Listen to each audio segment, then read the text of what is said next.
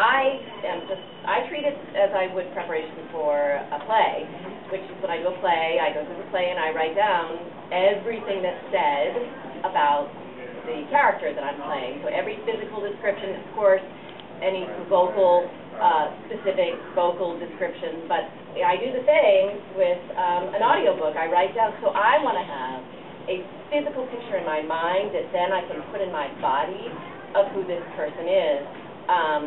I know we all have sort of our bag of tricks, like our old lady character that we play, and you know, maybe the things that we can just throw in there. But to me, it's as if, and I had, luckily when I was younger, I was in plays where I played 6 people, so I had to be able to go do. But I'm a little anal, and I type it all out in an Excel program spreadsheet. I know where the page number is, and you know, and then I do highlighting, and this is my